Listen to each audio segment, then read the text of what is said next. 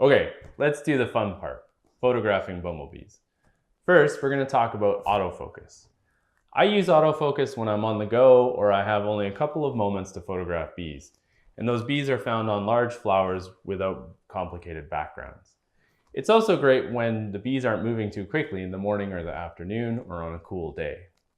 So when using autofocus, it's just like taking any other image on your phone. You just want to get as close to the bee as possible. Now the trick is to not get too close where it's unfocused. So make sure that you have focus on the bee, and you can touch the screen to make sure that it's focused on the right spot. And again, we want to try to capture the three images: the dorsal view, the lateral view, and if we can, the face. However, if you can only get one, that dorsal or back view is the most important. Now, autofocus is great, but I find a lot of times when I'm out photographing all day, I need something with a little bit more control. And that's when I switch to manual focus. On Android phones, most of the apps have a pro mode where you can find manual focus.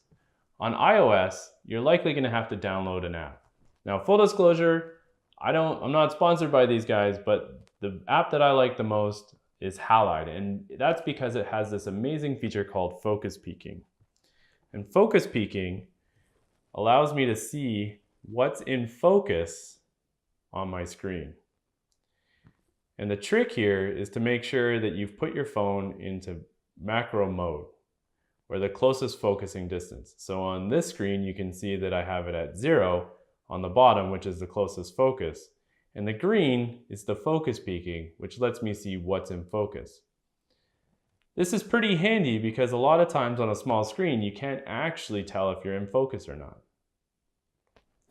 So why do you use manual focus? For me, bees move around a lot, and flowers aren't always as nice as this thistle that isolate the bee.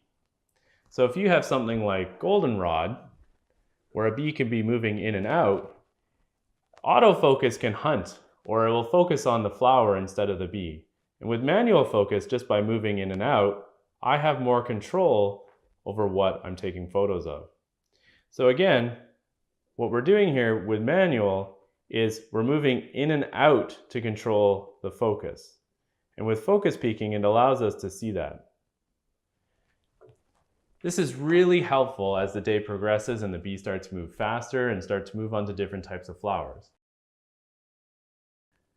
And lastly, if autofocus and manual focus aren't providing you with great images, I highly recommend that you try video. Specifically, if your camera has a slow motion mode, utilize that.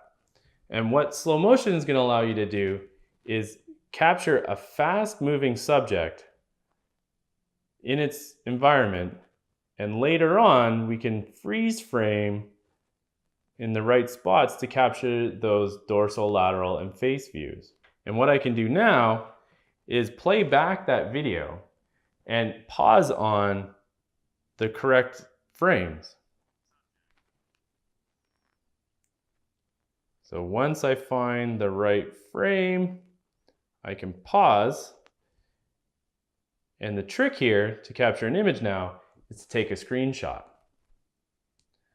On iOS, you can do that by pressing your home button and your power key, and on Android, it's your power key and your volume. This allows me to take images of fast-moving bees, so this is great for midday, and capture those three images when it's really difficult to do it in any other way.